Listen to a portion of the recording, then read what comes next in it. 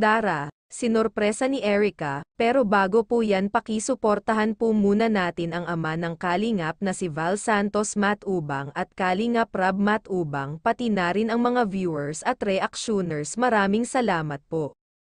Team Kalingap, Erica at Kuya Rab, sinorpresa nilang binisita si Dara para yayain itong mamasyal kasama sila Joy at Erica at buong Team Kalingap. Kaya nagulat ito si Dara dahil sa bigla nilang pagdating. Samantala dati daw nagtitext ito si Kuya Rab kapag napunta sila doon. Naabutan nila ito si Dara na napakadaming labahan at si Bea naman ay nagbabalat ng kamoteng kahoy para sa pagkain nila. Kaya tinulungan na lang ito ni Erica sa paglalaba si Dara para mabilis ito matapos kaya sobra naman nakakaawa ito si Dara dahil lahat ng gawain ay siya lamang ang gumagawa dahil dalawa lamang sila ni Bea ang magkasama at wala na rin sila katuwang sa mga gawain. Kaya nagpapasalamat si Dara kay ate niya Erica dahil tinulungan niya ito sa paglalaba.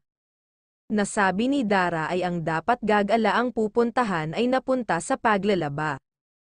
Kaya sash naman ito ni Erica ay okay lang daw bilang magkakapatid ay nagtutulungan daw. Di ba ang sweet naman ng ate Erica niya? Naging emosyonal din ang isang K-boys dahil sa sitwasyon ni Dara ngayon.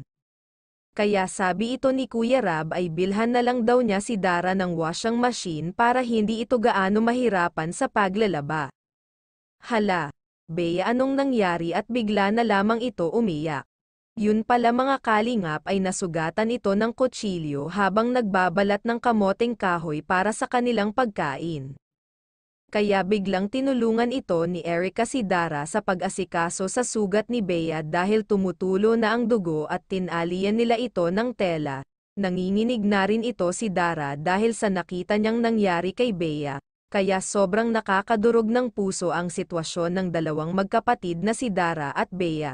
Nagpapasalamat din ito si Dara dahil sa nag-abot ng tulong para sa kanilang magkapatid at sinabi pa niya na dahil sa buong Team Kalingap at ang mga sponsor ay nabago nila ang buhay nila. Kaya, hanggang dito na lang po mga Kalingap. Kung bago lang po kayo sa channel ko pa like and subscribe my channel. Thank you for watching and God bless us all.